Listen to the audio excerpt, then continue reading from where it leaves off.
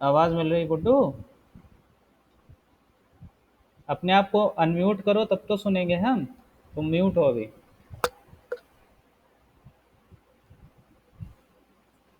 बताओ बेटा, फाइव की क्या वैल्यू होगी?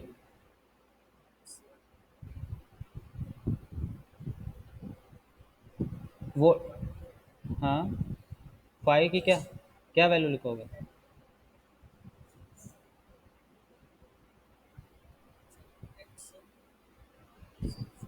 देखो, वोल्टेज ट्रायंगल दिख रहा है ना तुमको स्क्रीन पे?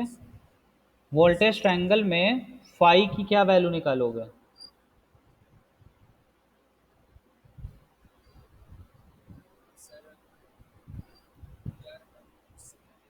हम्म।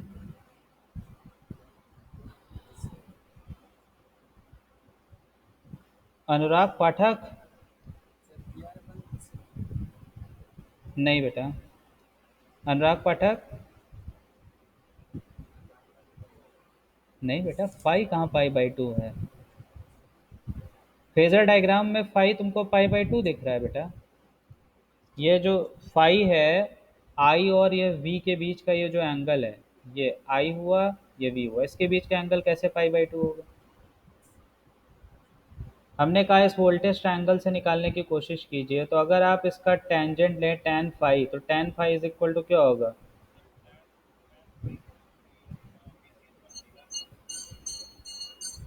तो tan इनवर्स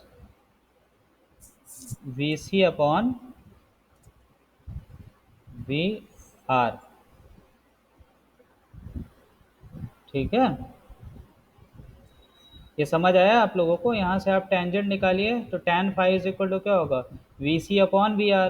तो फाई क्या होगा? tan inverse V C by V are.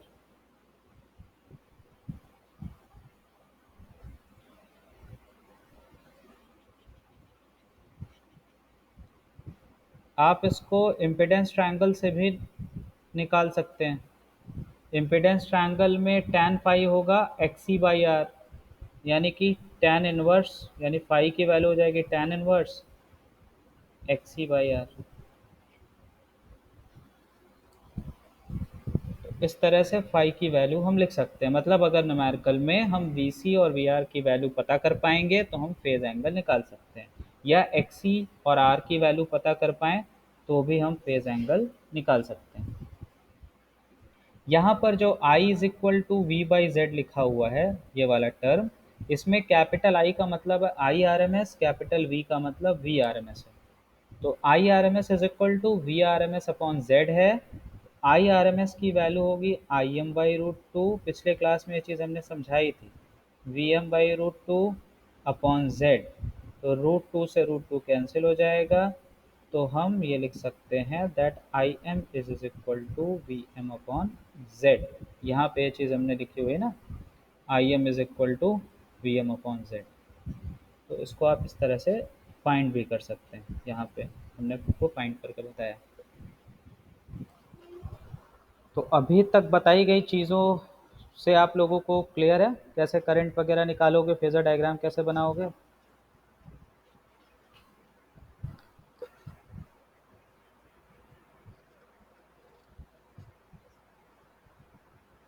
किसी को कहीं ना समझ में आ रहा हो तो वो पूछ ले, और जो भी लेक्चर्स के आपको रिकॉर्डिंग मौजूद है उसे आप लोग कृपया करके देख लीजिए। एग्ज़ाम देना है, अब आपको पता चल गया है, तो तैयारी करते रहिए।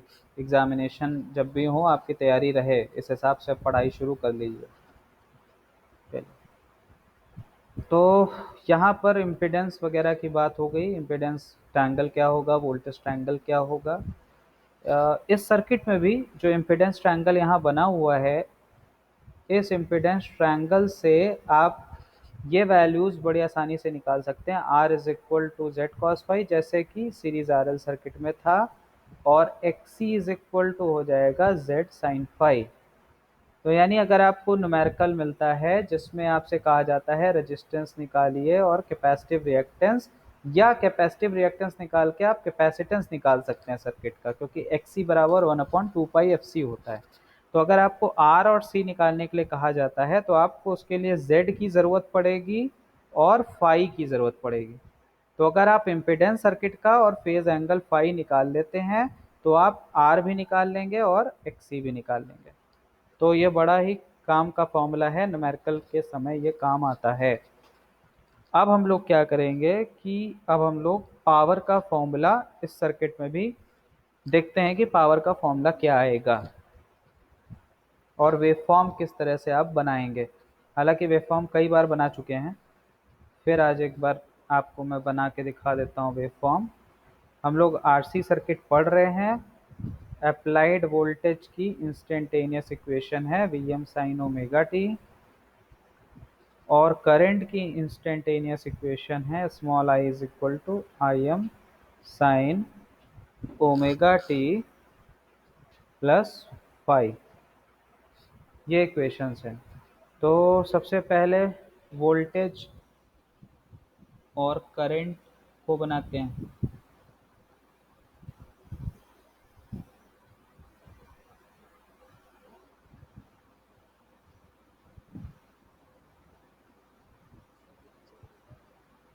हाँ हाँ बिल्कुल रिकॉर्ड हो रहा है।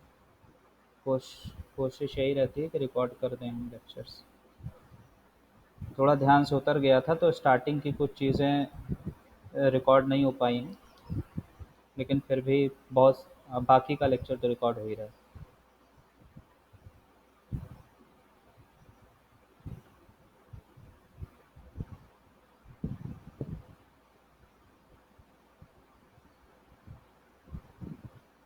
तो ये पहले हमने बना दिया voltage V M minus V M zero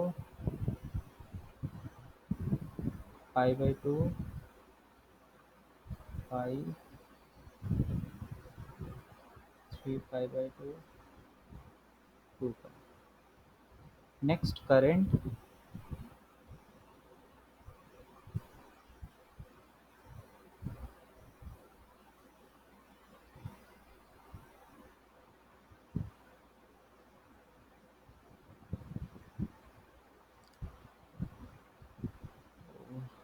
यहाँ पर वैल्यू ले लेते हैं आई एम और यहाँ पर माइनस आई एम। अब आप देखिए तो करंट वोल्टेज से लीड कर रही है कितना, फाई एंगल। तो हर इंस्टेंट पे करंट वोल्टेज से फाई एंगल आगे रहेगी। तो मान लेते हैं कि फाई इधर है, ये एंगल, ये ज़ीरो पे जब वोल्टेज हम यहाँ ले रहे हैं तो फाई एंगल पहले से अगर हम करंट को ले लें तो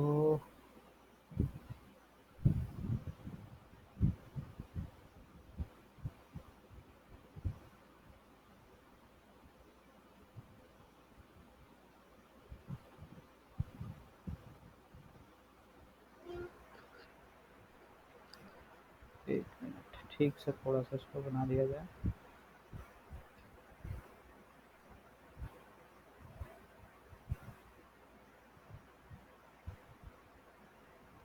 देखिए कुछ लोगों को कन्फ्यूजन अगर हो रही हो तो मैं बता दूं आपको एक बात यहाँ पे कि फाई की वैल्यू क्या होगी। फाई की वैल्यू 0 और 90 के बीच में होगी। ठीक है, तो आप कोई भी वैल्यू आर्बिट्ररी चूज कर सकते हैं फाई की 0 और 90 के बीच में। मान लीजिए कि हमने फाई की वैल्यू को 45 डिग्री मान लिया। ठीक, फाई की वैल्यू को अगर हम 45 डिग्री माने तो हम ये पता कर सकते हैं कि करंट की मैक्सिमम वैल्यू कब होगी। करंट की मैक्सिमम वैल्यू कब होगी, जब sine omega T plus 45 is equal to 1 होगा। 45 को आप लिख सकते हैं plus plus plus pi by 4। ठीक, और ये 1 साइन 1 यानी कि साइन पाई बाई 2। तो यहाँ से क्या निकलेगा, omega T plus pi by 4 is equal to pi by 2। That means omega 2 की वैल्यू क्या हो जाएगी, pi by 2 minus pi by 4। तो पाई बाई 2 में से पाई बाई 4 माइनस करेंगे तो आप कितना आएगा, पाई बाई 4। ये चीज़ क्लियर क्लियर हुई आप लोगों को। यानी जब ओमेगा टी पाई बाई 4 होगा तो करंट मैक्सिमम होगी। अब यहाँ देखिए, ये हमने एंगल मान लिया है फाई, ठीक है। अभी समझने के लिए फाई को 45 डिग्री मान लीजिए, ठीक। तो करंट कहाँ मैक्सिमम होगी, ये 0 है, ये पाई/2 है, बीच में आएगा 45 यानी पाई/4, यानी कि इस इंस्टेंट पे करंट मैक्सिमम होगी।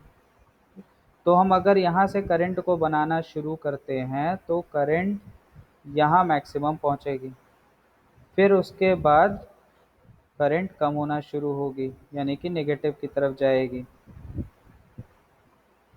फिर मैक्सिमम पहुंचेगी। अब आप डिफरेंट इंस्टेंट निकाल सकते हैं, ठीक है। हमने आपको एक रास्ता बता दिया कैसे आप निकालेंगे, इसी तरह से आप नेगेटिव मैक्सिमम भी निकाल लेंगे कि नेगेटिव मैक्सिमम करंट किस पर्टिकुलर इंस्टेंट पे जाएगी अगर फाई की वैल्यू 45 डिग्री है तो। इससे पहले हमने आपको ये नहीं बताया था कि फाई की वैल्यू क्या है, 0 और 90 के बीच में कोई भी आर्बिट्ररी वैल्यू है। लेकिन अब आपको अच्छे से समझ में आया, इसलिए मैंने एक एग्जाम्पल आपको बता दिया कि आप मान लीजिए कि फाई की वैल्यू 45 डिग्री है, तो आपको ये अंदाज़ा लग जाएगा कि आप किस तरह से करंट की वेवफॉर्म बना रहे हैं, किस तरह से आप इसको समझ सकते हैं कि वेवफॉर्म कैसे बनी करंट की। यहाँ पे ये फाई है, ठीक है। तो इधर वाला हिस्सा जो है मतलब ये जो आप देख रहे हैं वाई एक्सिस के लेफ्ट हैंड साइड का जो हिस्सा है वो डायग्राम में नहीं दिखता है, तो इस वजह से थोड़ा सा समझने में मुश्किल आती है। हमने यहाँ पे आपको समझने के लिए बना दिया। तो इस तरह से बेसिकली करंट हो गई लीड करते हुए, हर इंस्टेंट पे करंट आगे जाती जाएगी वोल्टेज से। कितने एंगल आगे रहेगी, तो जवाब है 45 डिग्री आगे रहेगी।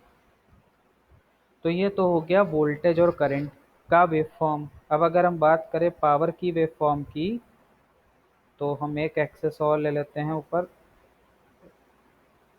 मैग्नीट्यूड ले लेते हैं पावर के लिए, ये पॉजिटिव मैक्सिमम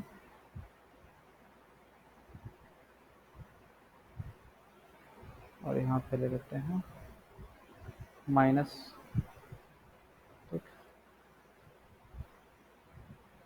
अब 0 से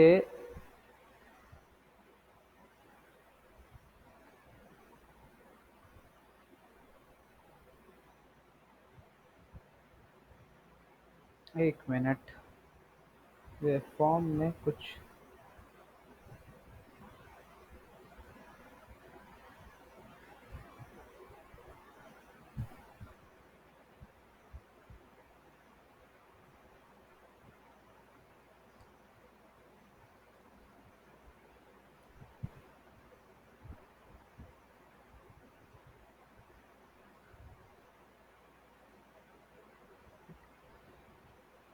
ओमेगा टी वी आई, जब ओमेगा टी 0 होगा तो वी 0 होगा और आई कितनी हो जाएगी, omega T is equal to 0 पे, यहाँ पर आप 0 पुट करेंगे, सॉरी ओमेगा टी पे 0 पुट करेंगे तो sin π/4, sin π/4 यानी कि 1/√2 इंटू आई एम। ठीक। नेक्स्ट जब आप omega T is equal to π/2 put करेंगे तो v हो जाएगा वी एम, और बीच में एक इंस्टेंट और लेना पड़ेगा आपको, 0 के बीच में π/4 लेना पड़ेगा। अगर हम पाई की वैल्यू 45 डिग्री ये लेके चल रहे हैं तो इस केस में हम क्या कर रहे हैं उसके बारे में मैं यहाँ पे आपको एक्सप्लेन कर रहा हूँ। बीच में एक स्टेंट π/4 ले लीजिए, तो π/4 पर वोल्टेज कितना होगा, तो साइन π/4, ओमेगा टी के प्लेस पे π/4 लिखिए, तो साइन π/4 यानी साइन 45 कितना होगा, 1/√2 वी एम। अब बात आती है करंट की, तो यहाँ आप 45 लिखेंगे ओमेगा टी पे तो साइन 90 यानी कि 1 आ जाएगा, ये क्या हो जाएगा, आई एम हो जाएगा, राइट। फिर π/2 पर, π/2 पर वोल्टेज वी एम हो जाएगा और करंट यानी यहाँ आप रखेंगे π/2, तो दैट मीन्स साइन 90 प्लस 45 कितना हुआ, 135, राइट। तो साइन 135 यानी कि वही आएगा पाई/4, कॉस पाई/4, 1/√2 आएगा। तो 1/√2 IM। फिर पाई पर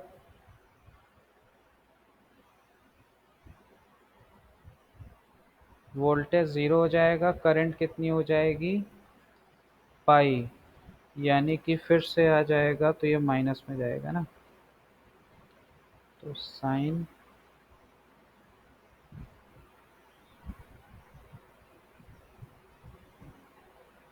-1/√2 होगा।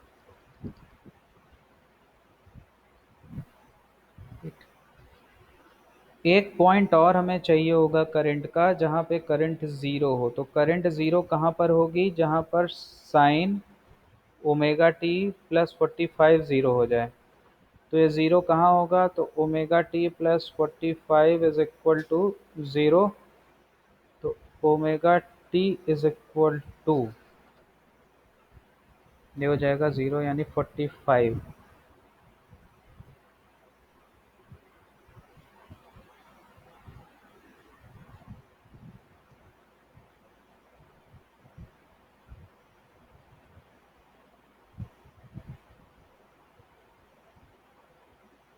-45, -45 आएगा ना। तो जब -45 पे ये ज़ीरो होगा, -45 पे करंट ज़ीरो है, तो दोबारा ज़ीरो कब होगी, यहाँ पर है ना, -45,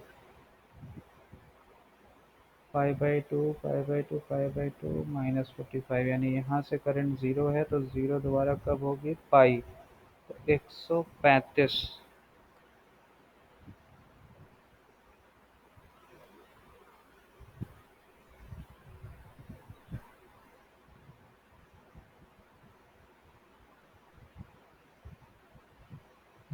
135 पे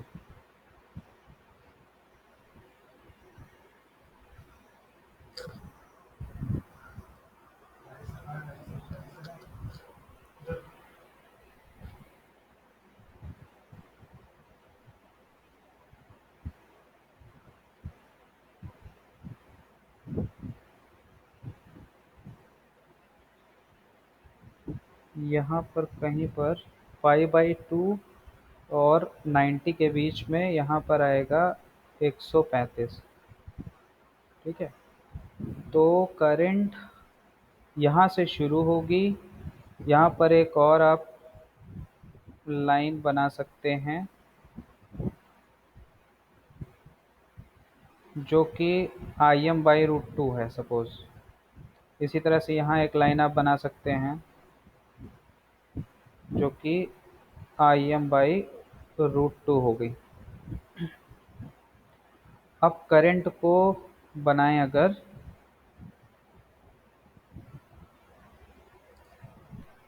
तो करंट ओमेगा टी ज़ीरो पर करंट है 1/2 √Im, और पाई/4 पर करंट मैक्सिमम है। तो ज़ीरो पर करंट यहाँ से शुरू होगी, ठीक है, और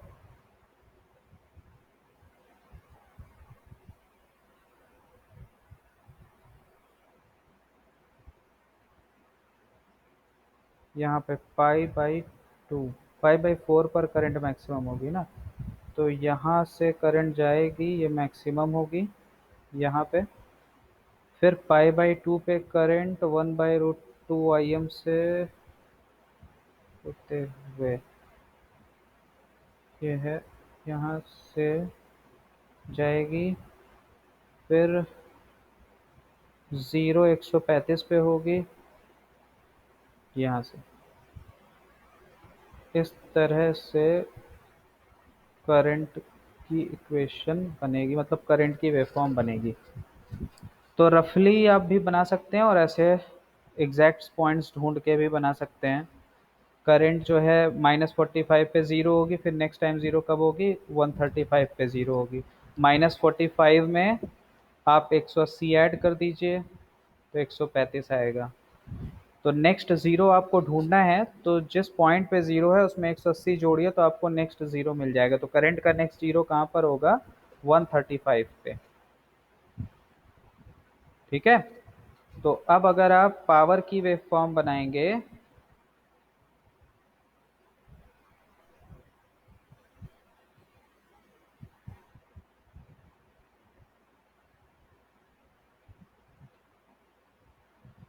तो 0 से π/2 के बीच में करंट और वोल्टेज दोनों पॉजिटिव है। 0 से π/2 के बीच में करंट और वोल्टेज दोनों पॉजिटिव है। तो जैसे 0 पर एक क्वांटिटी 0 है और दूसरी Im/√2 है, तो मल्टीप्लिकेशन 0 आएगा, तो यहाँ पावर 0 आएगी। और उसके बाद पाई, इसको हमें 4 साइकिल में बांटना है ना, तो यहाँ पर 0 हो रही है करंट,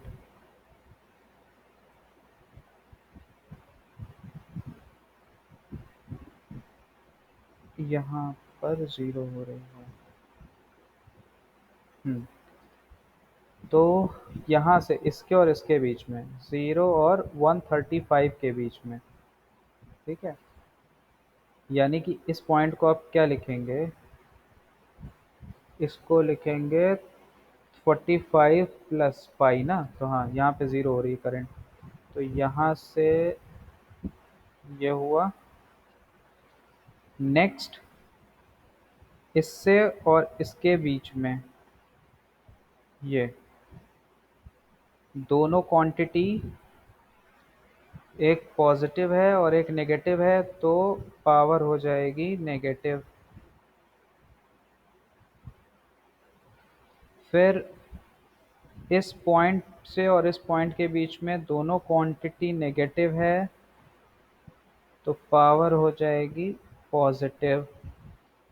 फिर इस पॉइंट में देखेंगे तो एक क्वांटिटी नेगेटिव है, इन दोनों के बीच में एक क्वांटिटी नेगेटिव है और एक क्वांटिटी पॉजिटिव है, तो पावर हो जाएगी नेगेटिव।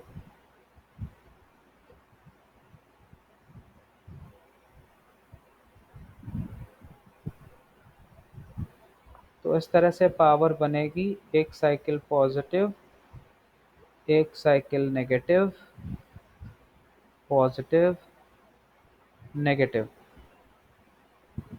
तो कहने का मतलब ये है कि आप देखिए तो पॉजिटिव साइकिल जो है उसका एरिया ज़्यादा है और नेगेटिव साइकिल का एरिया कम है। अगर दोनों इक्वल होते पॉजिटिव और नेगेटिव हाफ साइकिल, तो एवरेज पावर 0 आती।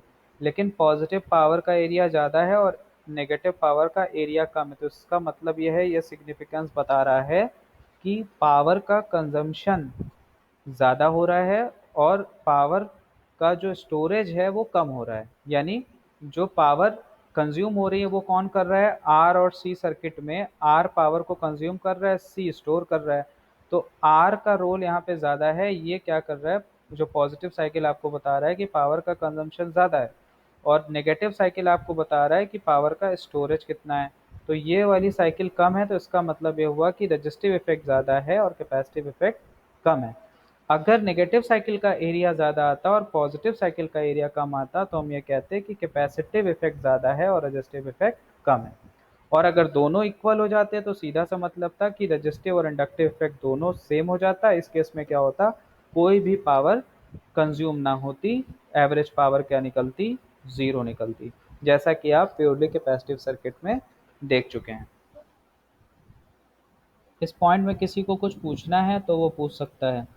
अगर कहीं कुछ कंफ्यूजन हो गया और डायग्राम बनाने में थोड़ा सा टाइम लग गया एंगल लेने की वजह से 45 डिग्री,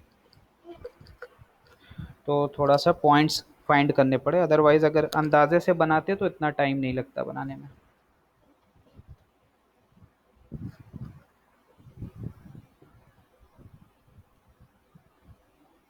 कोई कुछ पूछना चाहता हो इसमें तो बताए, अदरवाइज मैथमेटिकल फॉर्मूला जो पावर का है उसे डिराइव करें।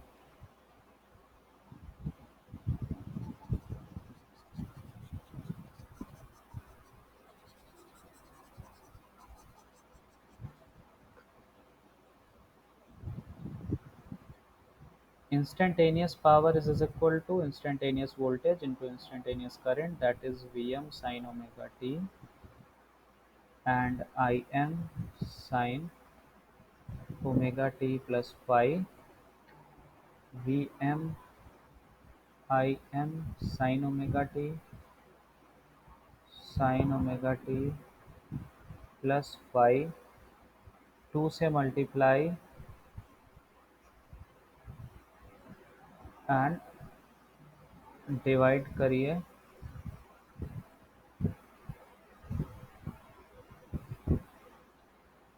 To sine A sine B का यूज़ करिए। यहाँ पे ये two sine A sine B, तो ये हो जाएगा कॉस ए माइनस बी, तो omega T minus five five आएगा, minus cos A plus B यानी कि sine two omega T plus five. ये होगी इंस्टेंटेनियस पावर। तो इसमें दो टर्म हैं इंस्टेंटेनियस पावर में। पहला वाला टर्म, जैसे कि आरएल सर्किट में भी दो टर्म पावर के थे। ये जो फर्स्ट टर्म है ये कांस्टेंट है, इसमें कोई फ्रीक्वेंसी का टर्म इंक्लूड नहीं है। सेकेंड टर्म जो है ये वेरिएबल टर्म है। वेरिएबल टर्म है मतलब पीरियोडिक टर्म है, क्योंकि इसकी फ्रीक्वेंसी कितनी है, ओमेगा, और अगर वोल्टेज से कंपेयर करें तो 2 ओमेगा। तो ये वाला टर्म जो है ये लोड और सोर्स यानी कि आर, लोड मतलब आर और सी सीरीज में लगे हुए हैं, इसको कहते हैं लोड। और एसी वोल्टेज सोर्स का ये सिंबल स्मॉल वी, सोर्स की इंस्टेंटेनियस वैल्यू। तो ये वाला जो सेकेंड टर्म आप देख रहे हैं ये लोड और सोर्स के बीच में कंटिन्यूसली फ्लो कर रहा होता है। ठीक है, इसी क्योंकि इसकी फ्रीक्वेंसी दी हुई, इसका मतलब ये फ्रीक्वेंसी है तो ये घट रहा होगा बढ़ रहा होगा, ये लोड और सोर्स के बीच में फ्लो कर रहा होगा। और जो पहला वाला टर्म आप देख रहे हैं इसमें कोई फ्रीक्वेंसी नहीं है, it is a constant term, ये पावर का कांस्टेंट टर्म है और यही टर्म है जो कंज्यूम होता है। ठीक, ये वाला टर्म तो जो फ्लो हो रहा है लगातार लोड और सोर्स के बीच में, तो इसका मतलब ये पावर कंज्यूम नहीं हो रही है। सेकेंड टर्म कंज्यूम नहीं हो रहा है, फर्स्ट टर्म जो है पावर का वो कंजम्पशन को दिखा रहा है। तो अब अगर आप इसमें एवरेज पावर निकालेंगे, पी एवरेज, तो वोल्टेज और करंट की एक साइकिल के लिए दोनों टर्म को आप इंटीग्रेट करेंगे तो V M I M by two cos five D omega T minus 1/2 pi 0 to 2 pi V M I M by two sine 2 omega T plus five. ये लिमिट क्यों इस तरह से ले रहे हैं, इसका क्या रीज़न है, ये सब कुछ पिछले क्लासेस में एक्सप्लेन मैं ऑलरेडी कर चुका हूँ, इसलिए मैं डायरेक्ट कर रहा हूँ, बार बार इस चीज़ का जिक्र नहीं कर रहा हूँ। पिछले क्लास में भी समझाया था, इस टर्म को आप कंप्लीट साइकिल के लिए इंटीग्रेट करेंगे तो वैल्यू क्या आएगी, ज़ीरो। ये आप मैथमेटिकली भी निकाल के देख सकते हैं, क्योंकि sign two omega T plus five एक सिमेट्रिकल वेव फॉर्म है। कंप्लीट साइकिल यानी 0 से 2 पाई के लिए इंटीग्रेट करेंगे और लिमिट रखेंगे तो ज़ीरो वैल्यू आएगी। ये वाला टर्म जैसा मैंने बताया अभी भी कि ये टर्म कांस्टेंट है, और कांस्टेंट को आप ओमेगा टी के रिस्पेक्ट में इंटीग्रेट कर रहे हैं तो इंटीग्रेशन ओमेगा टी आएगा, V M I M by two cos five integration के बाहर चला जाएगा। तो इसको इंटीग्रेट करने पे जो आएगा वो होगा average, P average is equal to V M I M by four pi, bracket के बाद ये इंटीग्रेशन के बाहर ले आएंगे तो 2 पाई से मल्टीप्लाई हो गया कॉस फाई, और इंटीग्रेशन करेंगे तो ओमेगा टी आएगा। इसके लिमिट रखेंगे 0 से 2 पाई, तो upper limit 2 pi minus lower limit यानी 0, तो क्या बचेगा ब्रैकेट में, सिर्फ 2 पाई, यहाँ कॉस फाई होगा 2 पाई बचेगा। तो V M I M by four pi cos five into 2 pi limit रखने के बाद, तो 2 पाई से यहाँ पे 2 मिल जाएगा, तो एवरेज पावर आ जाएगी V M I M by two cos five या इसे आप लिख सकते हैं V M upon root two I M upon root two cos phi, और V M by root two यानी V R M S, I M by root two यानी कि I R M S cos phi. Unit, smaller unit watts and larger unit kilowatt. तो ये average power का expression है we R M S into I R M S cos phi. और same चीज़ inductive circuit में भी आई थी, series R L circuit में। तो जो पावर कंजम्पशन है that is V I cos phi या V R M S I cos phi. ठीक है, सेम चीज़ आर एल सर्किट में, सेम चीज़ आर सी सर्किट में, पावर कंजम्पशन का सेम फॉर्मूला होता है V I cos phi. Circuit बदलेगा, फाई की वैल्यू बदलेगी, बस यही अंतर आएगा।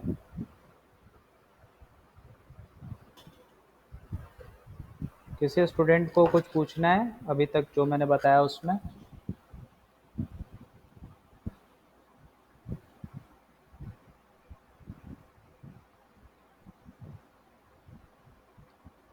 अजय पांडे कहाँ चले गए?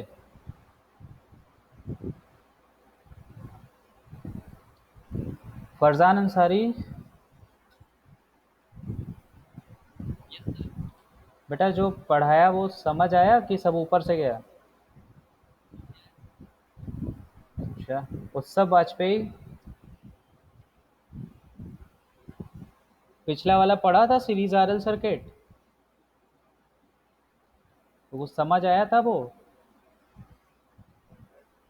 उसको पढ़ने के बाद ये समझ में आ रहा है जो स्टेप्स हम कर रहे हैं यहाँ पर, सेम स्टेप्स कर रहे हैं जो सीरीज आरएल सर्किट में कर रहे थे, तो समझ में आ रहा है?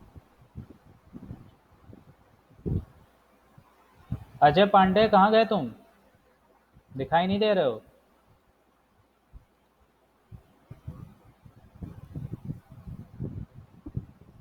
अजय पांडे, रिया सिंह,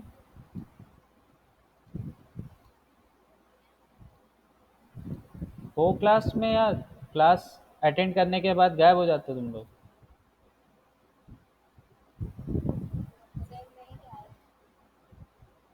अच्छा, तो इस तरह से सीरीज,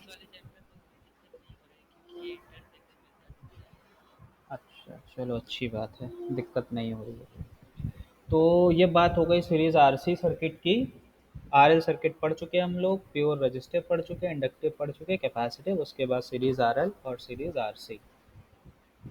अब लास्ट सर्किट जो है वो है आरएलसी सर्किट। ठीक है, और अगर आपने आरएल और आरसी सर्किट पढ़ लिया है तो सीरीज आरएलसी में मुश्किल नहीं होगी, क्योंकि दोनों को एक साथ अगर मिला दें तो जो सर्किट बनेगा वो क्या बनेगा, सीरीज आरएलसी। ठीक, तो फेज़र डायग्राम वगैरह कैसे बनेगा इसका, ये सारी चीज़ें इन दोनों सर्किट से आसान है, क्योंकि आप आर एल आर सी पढ़ चुके हैं तो आर एल सी पढ़ने में मुश्किल नहीं होगी। क्या आप लोगों की अगली क्लास का टाइम हो रहा है क्या?